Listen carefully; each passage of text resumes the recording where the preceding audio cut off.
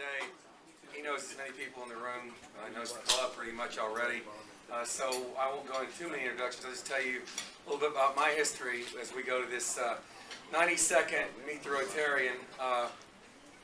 9 years ago, I was divorced, and I went to a class called Families in Transition.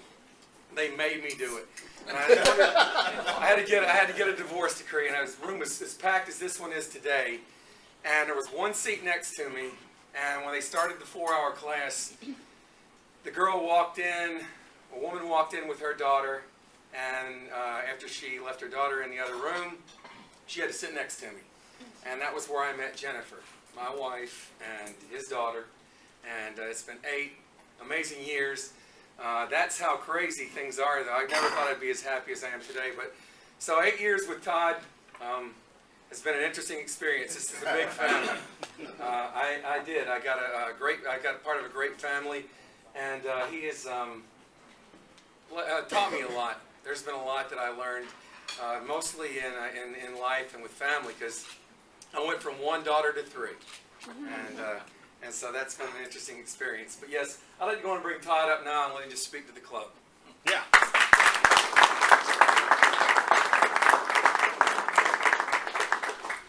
Jack, would you stand up, please? You're 12? You're 12? Wow. I just want to show you, he comes from a short family. He's 12 years old. I like the term vertically challenged.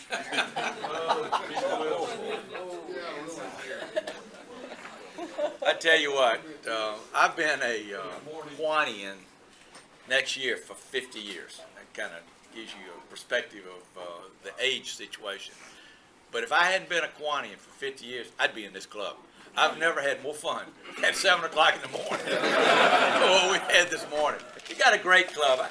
I mean, if all we did was go around to this table and let me tell you some of the stories and let them tell some of the stories about me, we could spend the next 30 minutes having a wonderful time, because each and every one of you in here I've had some history with. Dwight, Jack's mother and aunt went to Danley School. This club is working tomorrow to clean up your particular situation. My father-in-law, his great-grandfather was a Paul Harris Fellow in Dothan, Alabama. So there is Rotarians in our thing. Jessica, whoa! Jessica, she didn't get introduced properly. Other than the fact she's extremely good-looking. That's not a chauvinist statement, it's a fact. Aside from the fact she's a really good tennis player and teacher, but she's got a heart of gold because she's single-handedly raising hundred thousands of dollars to build a tennis court right next to the Miracle League baseball, where handicapped kids, less advantaged kids, are going to be able to play tennis just like everybody else. That's Jessica Wyruder. She did that single-handedly along with our Parks and Rec. So Jessica, I'm delighted to see you. Thank you for being here. I'm not going to talk about leadership this morning because all of you are leaders, but as you gave a definition, where's your president? You gave a definition. Charles McCrary, who's now the retired president of Alabama Fire Company, made a speech about 5 years ago. I was so impressed with what he said about leadership that I wrote it down, and I keep it in my card. I just want to leave it with you, and then we'll talk a bit about what's going on in the city. It says, this is Charles McCrary.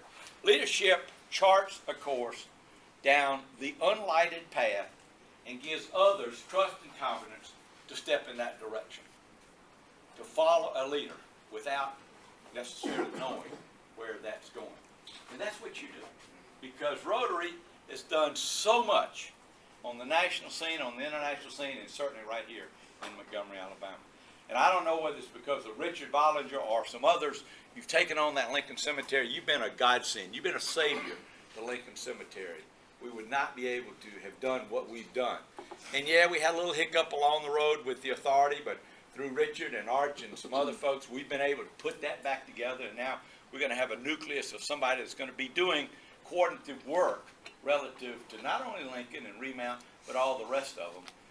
Interestingly, we now know, according to the courts judge, who owns Lincoln Cemetery. Now, you know the old saying, getting blood out of a turnip. You don't know if you're going to get anything, but at least we know where we can go. And we challenge you and thank you and implore you to continue your work that you're doing. And your work on your gates and fencing, it kind of comes right at the time we had all the other controversies. So at some point in time, when we get all of that done, we want to honor this club and thank you for what you're doing. And I told Jack that they needed a strong back for tomorrow, but he's got a really good excuse. He's going with his other set of grandparents to Boston to see the ball game. Yeah, right. Let's talk a bit about Montgomery, if you would like.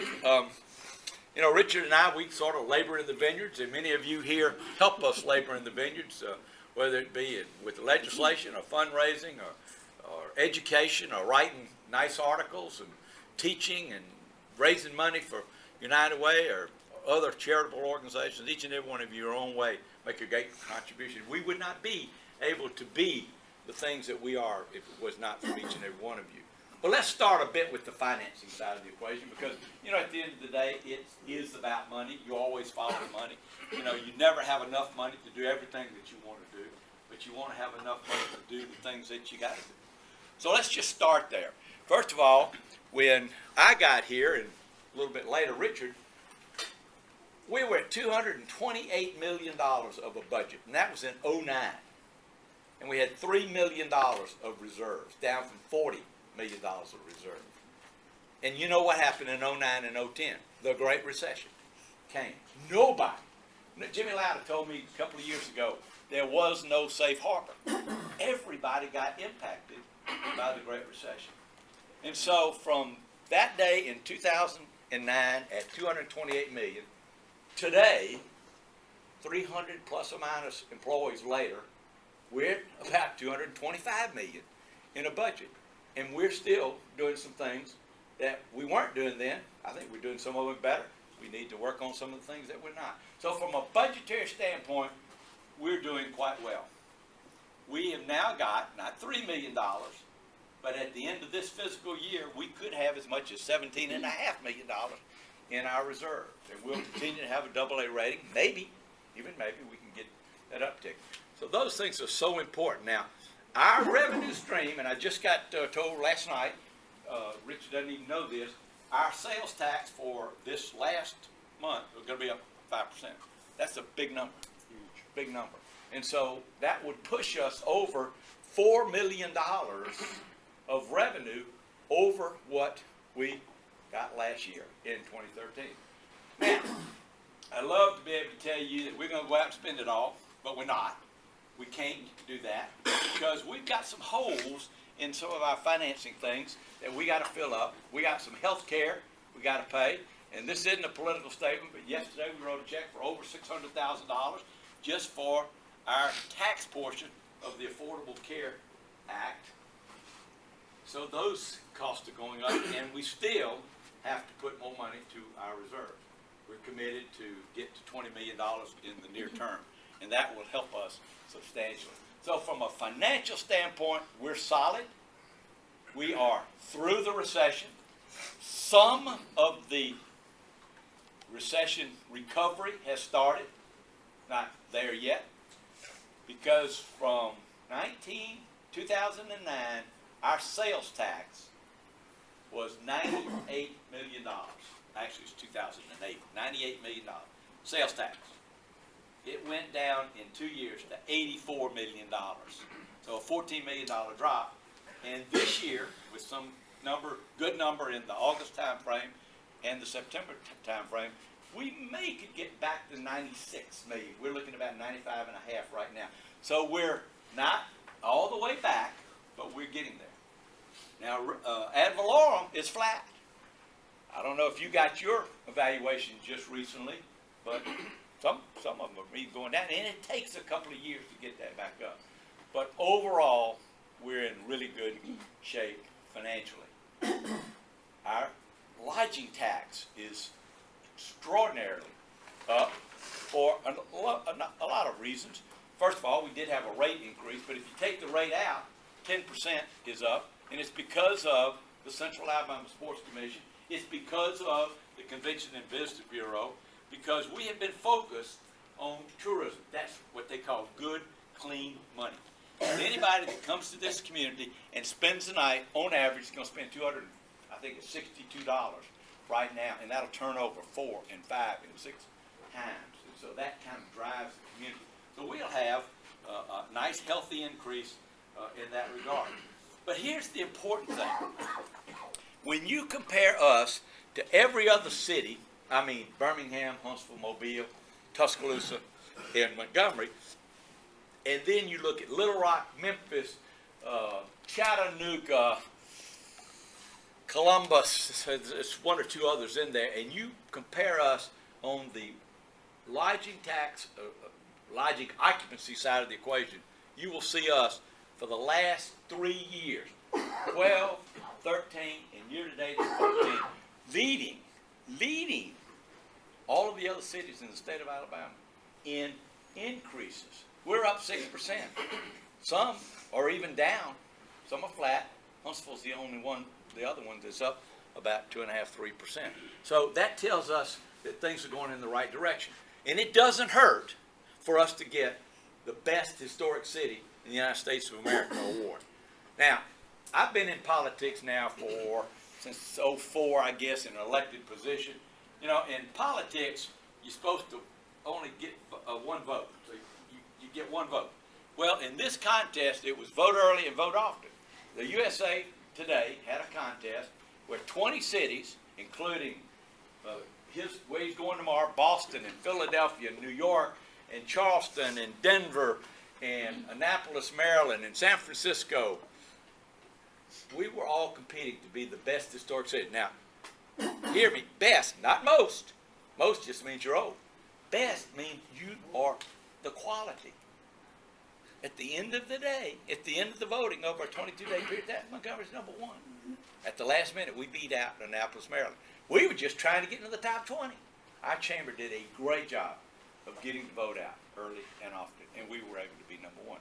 We're singing that from the highest rooftops, and we're already seeing people coming just because of that. I ran into a couple from Australia about 3 weeks ago, just walking the city. I went up, I said, hey, you know, how you doing? What you doing in Australia? We're going to be here for a month, and we're going to 3 cities in the United States of America. We're going to Los Angeles, we're going to New York, and we're going to Montgomery, Alabama. You have arrived.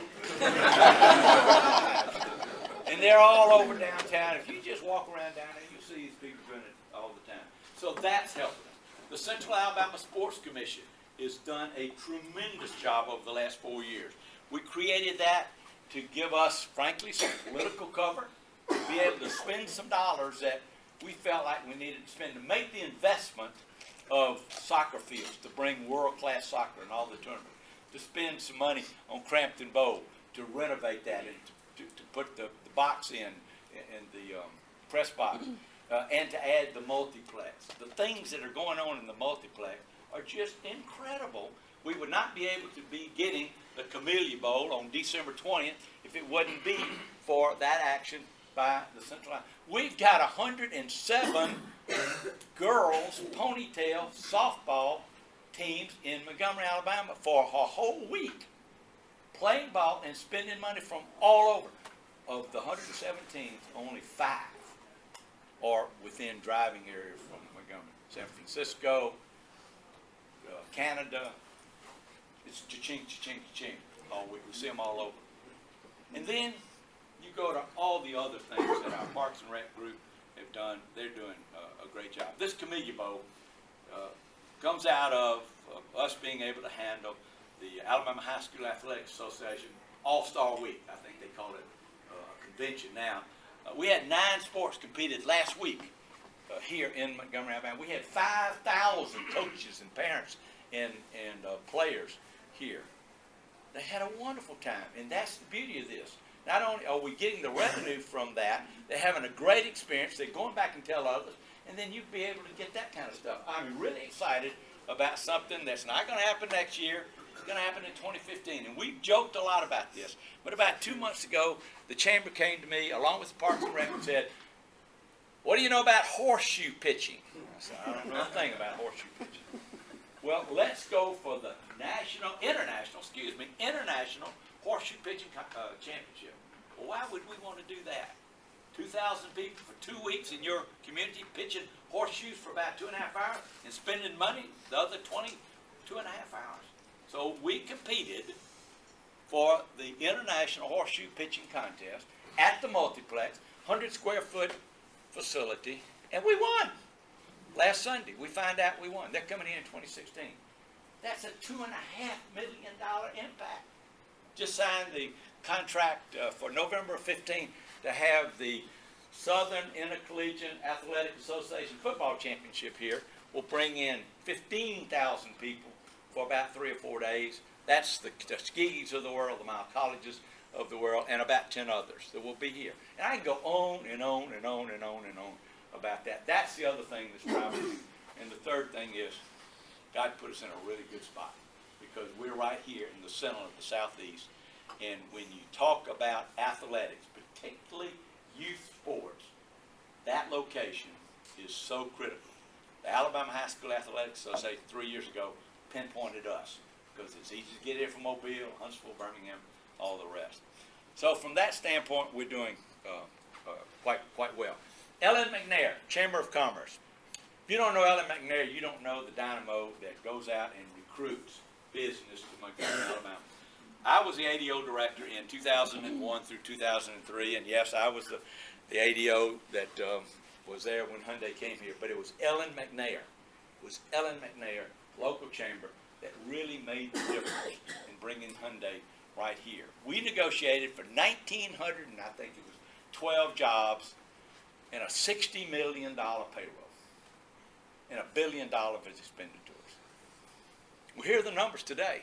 3,600 employees, almost double, about $300 million in payroll, and a couple of $1 billion in investment. And it's all done with Central Alabama workers. Quality, ISO ratings for manufacturing, the most advanced technological manufacturing, car manufacturing facility in the world. It goes on and on and on. And right here in Montgomery, they have about a $2 billion economic impact to us. That's important. But more importantly, it's the team members. It's just like our military. They have a great economic impact to us, but the most important thing are the people, because they are very generous, the people, with their time and their resources.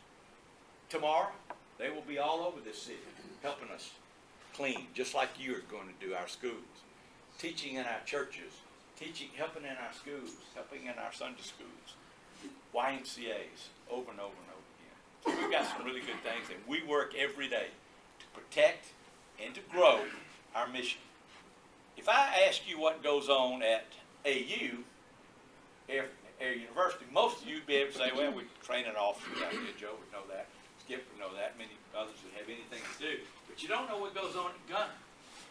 Well, some of us elected politicians don't even know what's going on at Gunner because it's hush-hush, it's secret, it's top secret. It's all about cyber. It's all about the technology. It's all about defending the network. And if anybody's recording this, maybe it's a little more than that. Because we've got people coming in here every month, increasing the employment at Gunter. You never hear about it. You don't talk about it. But that's really important to us. I could talk about all the things that are going on throughout our community. I'll talk a couple that will have an impact, and I know at 8 o'clock you guys are going to be out of here, and I want to leave the time or two for some questions. The housing throughout Montgomery, but particularly downtown, is critical to us, is important. And all of the work that Bobby Bright started and what we've tried to continue is significant and important, because you can't have a great community unless you got a great downtown. And this downtown is light years ahead of where it was 10 years ago. We're not there yet. We still got some things to do. Dexter Avenue is still in process. But of the 14 properties on Dexter Avenue that we bought through a economic development grant from the state, didn't cost us a dime, every one of those are under contract to private developers. That's the beauty of this. You get it off the public road. You get taxed on the ad valorem, although it's pennies on the dollar. But you get things happening, and you get a John Bowman, and you get the Foshee brothers, and you get a company like a Marjam who's up in New York, who's looking at Montgomery, Alabama, and wants to make a 30 or 40 or $50 million investment to transform Dexter Avenue, just like he did up in the Brooklyn area. And he's for real. We've been there. We've seen him. We've touched him. We've gotten to know him. So those are the kind of things, and they're bringing not only residential, it's important, but with rooftops comes retail and comes commercial. And speaking of retail and commercial, y'all know anything about Whole Foods? We've been recruiting Whole Foods now for over 2 years. Jimmy Lauder and I went to Austin, Texas. Did you go with us on that trip? A civic leader tour, and we broke away from the group, and we went and called on the president of Whole Foods. The president of Whole Foods happened to be a friend of Jimmy Lauder. Well, he's not the president. She is the president of the development side of the equation. She's from Huntsville, went to the University of Alabama. We said, man, we got this made. So we walk in, and all the guys had long hair, flip-flops, and cut off shorts on. I said, maybe we're overdressed. Let's take our coats off. So, but we found out she's from Huntsville. I said, man, this is going to be good. Did she really hurt our feelings? She said, you know, I'm from Alabama, but Montgomery's just not on our radar screen, but Jackson, Mississippi is. I said, Jackson, Mississippi? Come on, man. We work circles around Jackson, Mississippi. But that's what happens. You go plant the seed, you water it, and then a couple of years later, it wasn't Jimmy doing it. It is the O&M house. But when you can get a Whole Foods to step up and come into your community, it sends volumes of good news to so many others that now you're on their radar screen. Gander Mountain coming. Cabela's is in conversation with us. So the retail is there. And going back to the residential side of the equation, we again put ourselves on the map because in 12 and 13, and so far this year, we're leading the state in increase in residential sales. Montgomery, Alabama. We're not talking Pike Road now. We're talking Montgomery, Alabama. And so those things are helpful to us because of the jobs that are coming. And I talked about Ellen McNair.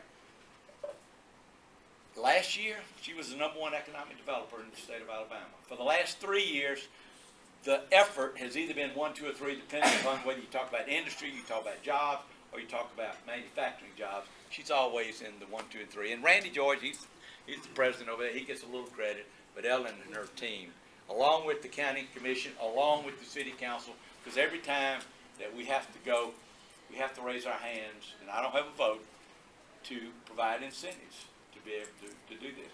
And I don't care what you think about incentives, if you don't have them, you're not even at the table. You got to be there. So the secret to incentives are get as little as you can, get as much as you can, but make sure they do what they say they're going to do. Then you claw back. We've had to claw back in one occasion where we gave $150,000. They didn't do what they said, and we did claw back. I think it was like $80,000. It was kind of a negotiated deal. But that's the secret in that regard. Let me talk a bit about a couple of the challenges, and then I won't stop on some good news. We just got the All-American City Award. You got to be okay. You got to be pretty good to get 1 of 10 designations of All-American cities. We always talk about our challenges. We know education is our challenge. But let's look at it as a half-full glass of water. BTW. BTW is one of 3 in the top 10 high schools in the state of Alabama. You can't have 3 high schools in the state of Alabama without doing something right. You can't have a LAMP that last year was the #1 magnet high school in the entire United States of America, the leading high school in the state. You can't have the IB courses. You can't have the academies. You can't have a system-wide accreditation. You can't get $23 million of scholarships at LAMP, but at Carver and Lee and some of these others. You can't have some of those things and not be doing something right. 50 or 60% of our kids are doing quite well. It's that 40% that we haven't gotten yet. And that 40% has to do with workforce development. That's the future. They look down this tunnel, they see this light, and it's the train coming at them. They're not going to think about 2 years. Certainly not going to think about 4 years. Career tech, vocational education, school to work. And there's something called dual enrollment. If you don't know about dual enrollment, go find out about it. Because follow the money. In dual enrollment, the state will pay you to go to high school, get your technical degree, and at the same time get a 2-year degree from Trenton, and you got a certificate, and the state's paid for it. We had 35 people last year do that. We ought to have 3,500 people doing that, and the money is there, and we finally have got the local Board of Education stepping up to the table, and we're going to help them. We got the 2-year college, we got AIDT, all at the table, and you'll see something happening at the Parisian piece of Montgomery Mall here pretty soon, so we can have a technological center. I think it'll be the best around. Let me speak one word about public safety. Public safety is near and dear to all of us, and I'll tell you right off the top that the incident of crime is at historic lows. Now, if you had an incident, it's at historic highs. But if you take and look at the numbers over the last 5 years, we are down significantly in violent and overall crime. Last year, murder rate shot up. For whatever reason, we ended up with 50 last year. We did everything that we knew what to do. There may have been some things we didn't know what to do, but we did everything we needed. Operation Good Shepherd got all the community involved.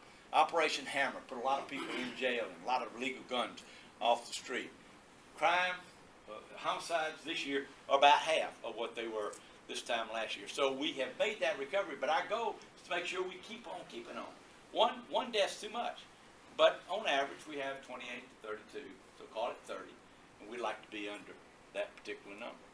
And overall crime is down 5%. You've heard a little bit about something called Operation Domino. We'd seen an uptick over the last couple of months. It had nothing to do with the chief leaving or anything like that. We saw an uptick. So we put together something called Operation Domino. I didn't put it together, they put it together. The captains, the lieutenants, the majors put it together. And we've been at it 1 week. And Richard probably saw the numbers yesterday. We've had over 1,000, now you're not going to want to hear this, 1,000 traffic arrests. Well, when you're zero tolerance and you make a traffic stop, guess what? There may be a stolen TV in the back, like there were 2 days ago. We saw 5 crimes because of a stop, and the contraband is there in the back seat of the car. We've taken 30 or 40 illegal guns off the street. We've gotten like 600 capias warrants out. So zero tolerance fills up our jails, but it gets the criminal off the street. And we'll see the numbers continue to go down. The July numbers will look really good. We do that a lot. Our challenge is to engage you guys, because the elected officials can only do so much. One thing I have learned in this job, and Richard is learning it,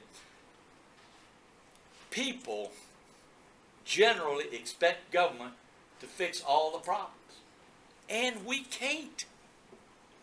What we've got to do is put the infrastructure in place to bridge the gaps, to fill the gaps, to make it so private business, private industry can come in and do the job. I have 37, 40 years in private business. I've had now about 15 years in the public business. I can tell you, private can do it better, they can do it cheaper, they can do it more efficiently. But sometimes government has to start it. And a perfect example, and I'll close on this, is the alley, the alleyway, the alley project, the entertainment district. We put in less than $2 million, and the we is government. It wasn't any local money, it was federal money. Put in less than $2 million to build the alley, to put a water tower up there that identifies the spot. $40 million of private investment is right there. The Greg Allens and the Jerry Kaisers of the world and some others, Foshis, some others have come in and made a very nice scenario, and that's what's going to happen on Dexter Avenue, because all of that then feeds the coffers that makes the world go round. And what you can do for us is you can be an ambassador. I'm paid. Richard's paid. Other people at the Chamber of Commerce are paid to spread the good news. But you're a citizen. You're on planes. You're in meetings. You're around. You're talking to people all over this world. Montgomery's hot in the summer and we got a lot of bugs and nothing's going on.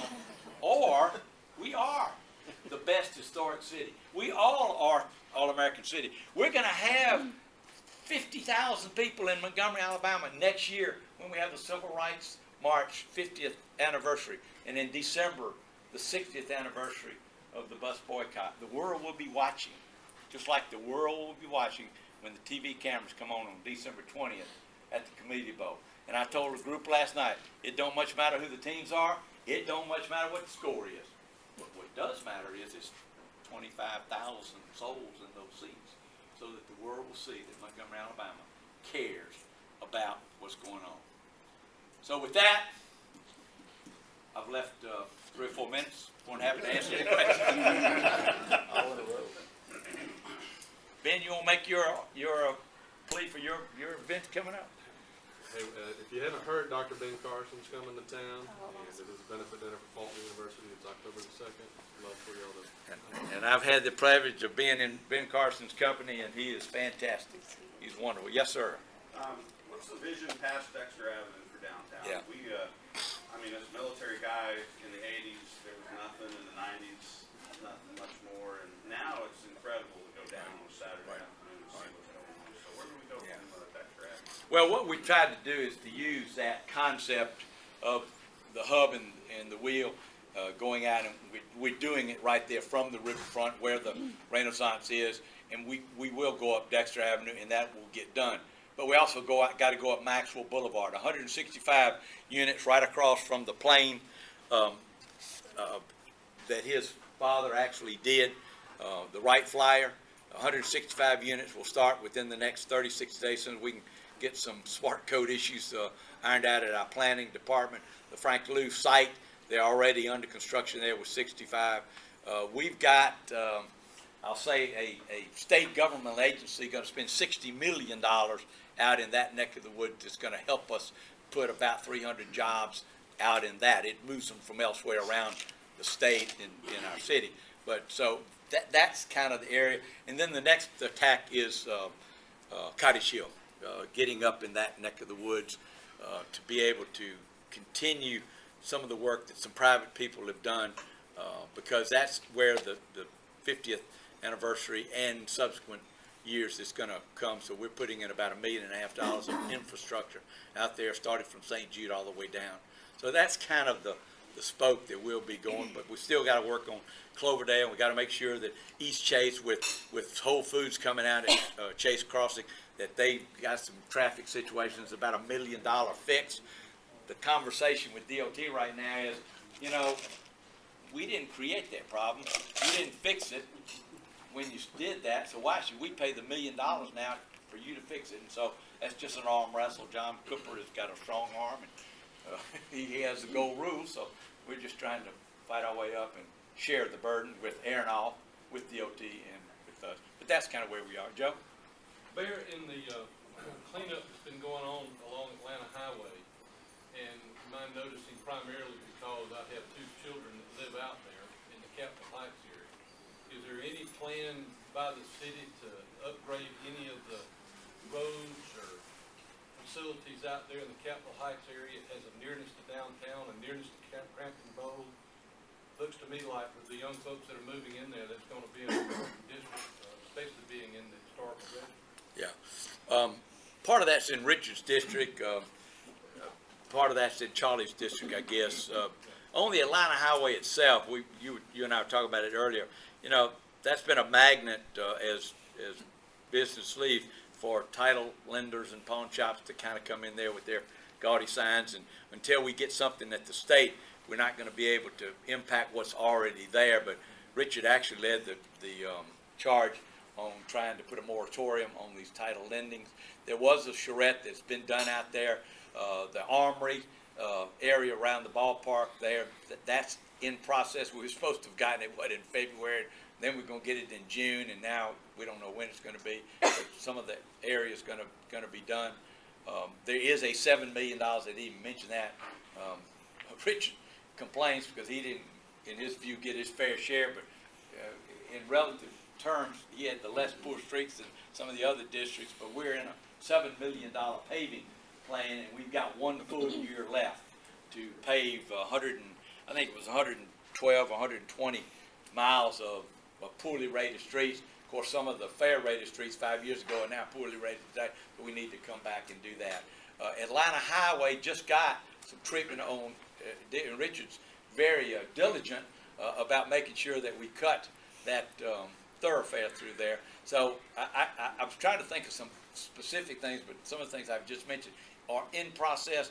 But the truth of the matter is, it's the neighborhood. It's the neighborhood. They do a great job. Some of the dilapidation is there. Through council action, we've been able to help clean up and get rid of some of those things. But a good neighborhood association will mean you got a good neighborhood.